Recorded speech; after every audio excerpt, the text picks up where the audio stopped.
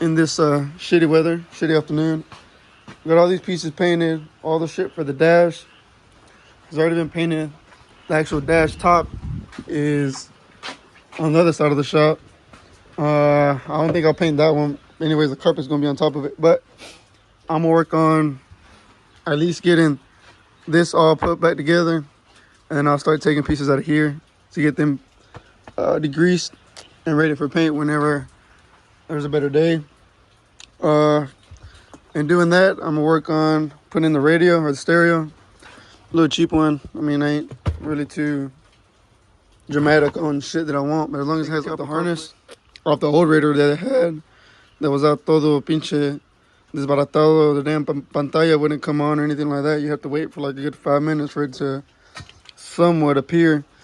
So tie these into this. Anyways, everything's color coded, and whop it in there and see how it functions and shit. This kit, the Scotch kit, whatever the fuck it's called. I was kind of dumbfounded for a little bit, but I kind of already figured it out.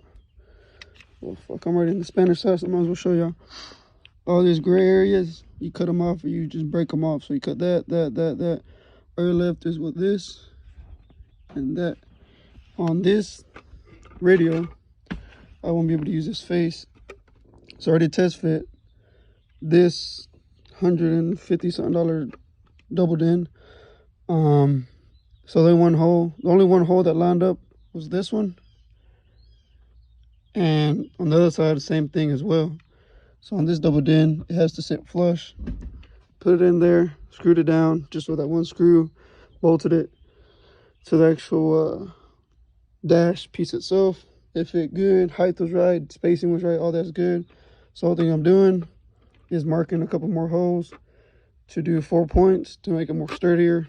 I mean, less likely for it to get loose or too much force, get pushed back or whatever. So right now I'm working on, already got 4 holes. And I'm just gonna repeat the same thing on the other side. Got the double dent in, got all this together, but we ain't got no sound in the front. I didn't notice. Honestly, I don't really care because I was gonna do it anyways, but the fronts didn't have no speakers.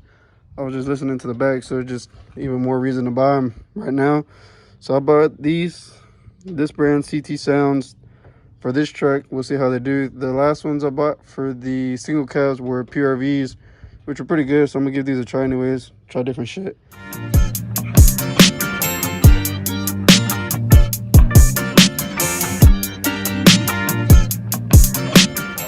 Now we're gonna continue the door panels, all clean, as clean as best as possible. So what I plan on doing, since I'm gonna two-tone it, what I'm gonna do is use this tan color.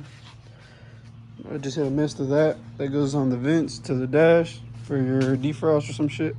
But as long as I go here, what I'm gonna do is just going with that being the accent color. So the pieces that are gonna get painted, I was gonna paint the speaker covers that color, like if it was a tan interior, but I think that's too much. It's just gonna be subtle pieces that are gonna be two-tone or whatever, or tan. So on the door panel, I'm gonna make this and possibly this tan color, since I already pressure washed that. The rest of it's gonna be black, and then it should be good. If it's not enough or I want to change something, then I can do like everybody else does, paint this little cover, or just take the speaker mesh out and paint that. But everything's gonna be black. This is gonna get tanned. This is gonna get tan pieces that I'm gonna do is just this vent. I don't know how good it's gonna look, but for right now we're gonna do this outline, and then this is gonna be in black. The speakers are already painted in black. What the fuck? Plastic piece. I do want to do these as well. This outline, just this outline, be the tan color, and the rest can be hit with the Mr. Black. So like I said, a little subtle accents of tan.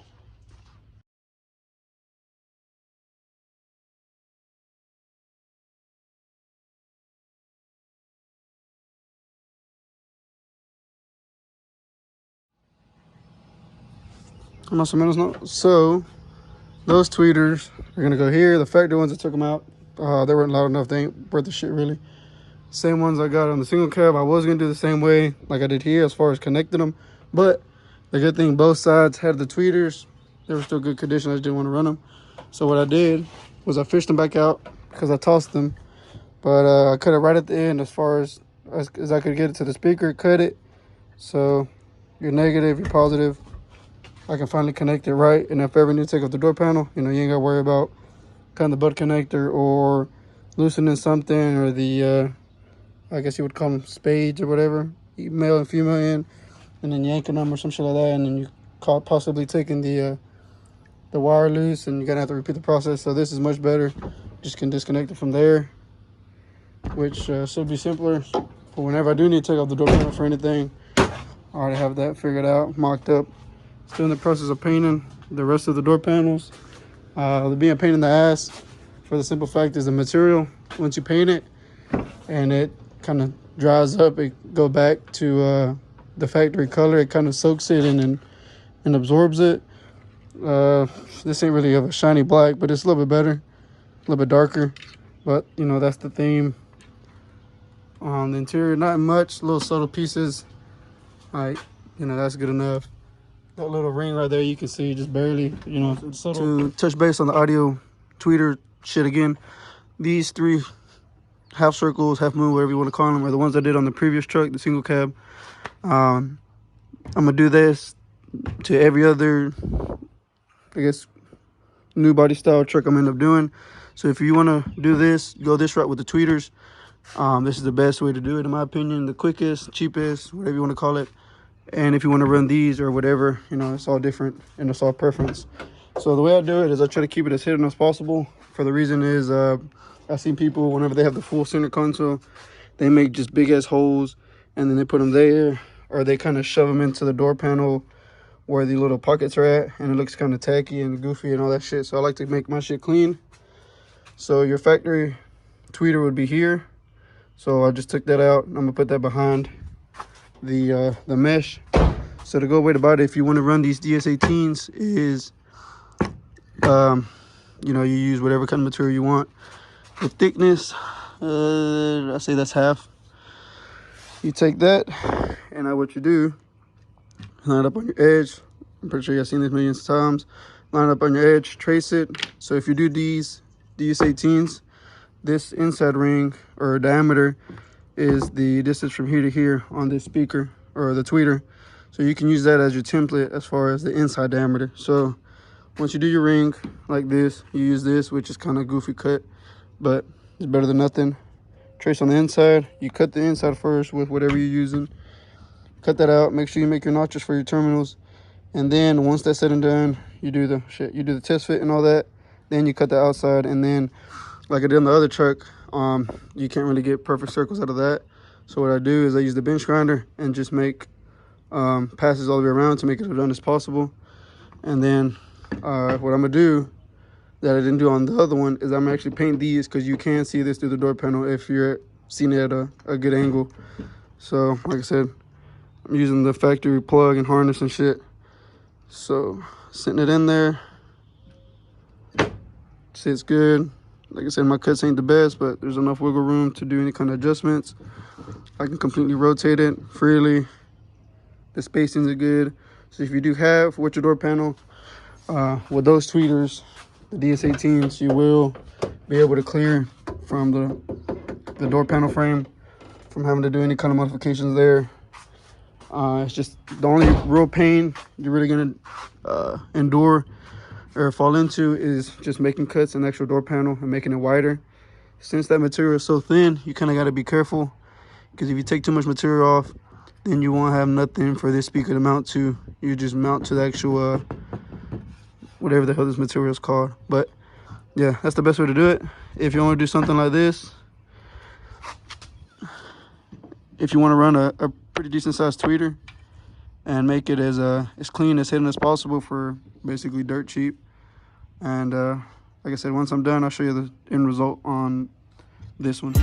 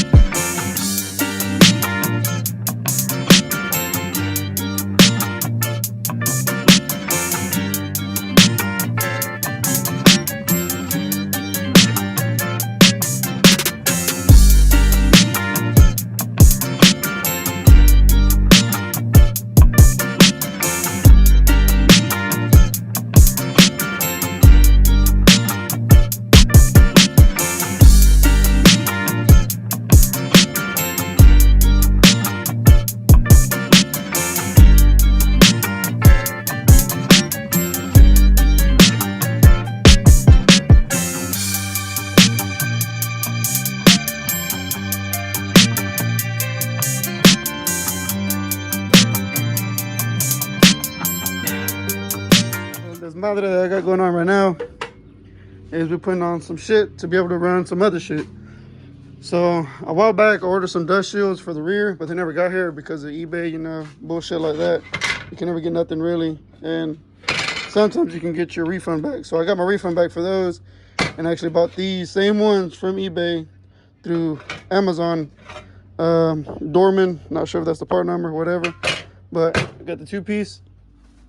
Because whenever I got the truck, that side was messed up completely. There was nothing there.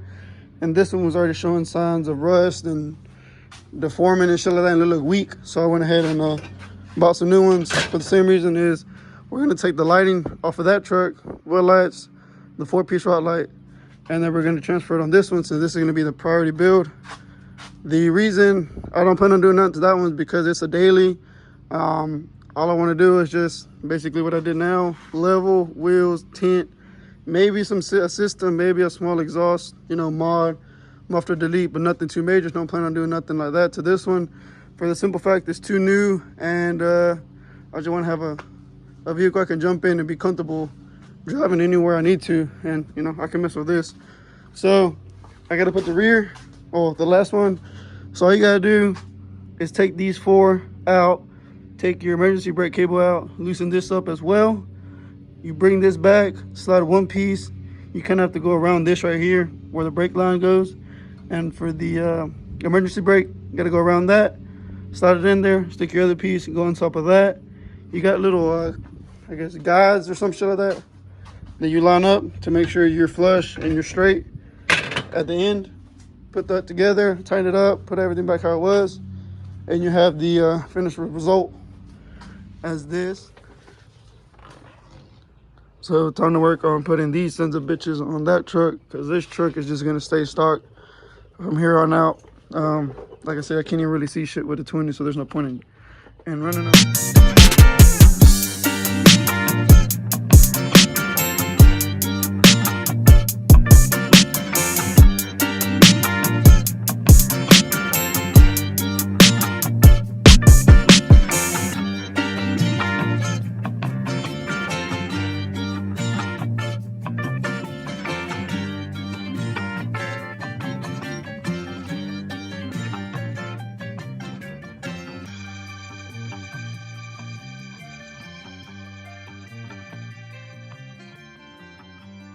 So I got this side more or less figured out. So like I said, they show you'll run into if you do use these big ass wheel lights. I forgot to clean them, fuck. But on these cat eyes and round bodies, whatever you want to call them, their dust shield is really, really fucking small. It doesn't even come down to here. So you got this much to work with. Only good thing is that 2 brackets are just enough spacing as far as separation for edge to edge, but you can see how big this ring is to make it more or less in the center, how far I had to come out. And I mean, I had these 2 screws right behind each other to make it work. Since you only have 2 hookup points here, the rest of this is just dangling, so all this is just loose. So what I'm gonna do is take this bracket off and somehow configure it to here, and then mount it somehow to the rotor, or I mean to the caliper itself, to make it more sturdy. Because if you have a point here, when you're losing all that wiggle room and all that play. So running this wire on this truck, the way I'm going about it is, obviously you always go right beside your ABS line or your brake line, whatever's closest to wherever you're gonna go. So the brake line is on this side on these trucks, the ABS goes on this side. So zip tie, zip tie, zip tie here. What I did was, like I said, I like to run everything through the frame and make it as minimal visible as possible. The nearest hole to put this big ass plug is this hole, and on the back side there's nothing. And if you do go through the back side, it might be all the way down here, and you risk, you know, heating that wire up with the exhaust manifold, and it just doesn't look good. So what I did, there was a hole on top. Well, there still is. There's a hole on top about this size on, you know, on here. Obviously it won't go through too big, so what I did was just made it bigger to where the female end can go in. Your zip ties here, you're going into here, you're running the whole way through the frame. You're not making it as visible as possible. So the way you could do that, and the way I did it, was with a stepper bit. It makes it even better, makes it cleaner. And what the good thing about a stepper bit than a drill bit is, once you hit to that next slot, it rounds it out for you, so you ain't gotta worry about having a rough edge or something sharp that will damage the wire. This section, you don't want this at all, because it looks bad on the road and shit like that. And not just that, having too much of this will cause these self-tapping screws to come out, which are 2 positions that you have, or 2 points that you have on this small dust shield.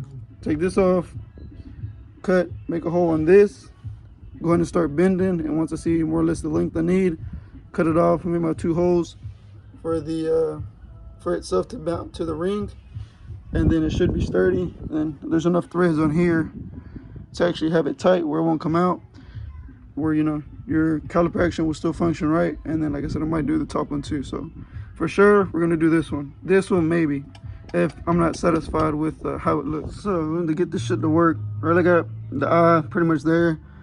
I'm gonna just go off of this length and trying to bend it. It might be like that, but that's fine. I mean, shit, the bracket's basically like that, the wood light. So I'm gonna have to freehand it to make it fit. The only issue is these screws are so small and they're countersunk. The material stuff is too thick for this shit, and to find that thread or a machine screw that small is gonna be a pain in the ass. So what I did was just made the main hole and then used another bit that was a little bit bigger to make it countersunk, but you still have enough material. If you can see it, yeah, you still have enough material to grab onto. So hopefully this shit works, and we're gonna tighten the fuck out of this shit. Escuchas? See how sturdy that fucker is? Papa. So the ring is kind of cocksided. It ain't really straight with the caliper, as you can see. Well, it's really kind of dark right here, so you can't be able to see. But it be cocksided a little bit is kind of better. So my pressure's coming this way from the back end, so it's causing the rotor or the dust shield itself to kind of be pushed back. So it allows me to be, away from the actual rotor with the self-tapping screws. And if I need to, I'll just bend the bracket a little bit more. Like I said, mounted there pretty good, tight, it ain't coming off. To get this bend by freehanding it with the bracket on instead of doing it with the vise, I had to do the blowtorch, whatever the fuck you call it, just to get the heat up, or just to get some heat on the actual material to get it, hot and pliable to be able to bend. But other than that, it's pretty much on there. It's pretty tight. I doubt it's going anywhere, but if it does, it's from here only. So gotta repeat the same process on the other side. The only thing I'm gonna do is I'm gonna make this, like I said, I don't really know what fucking length I did, but I'm gonna go kind of eyeball it and make this bracket a little bit smaller to sit a little bit straighter. But I can go ahead and put this tire back on and get it rolling on the other side.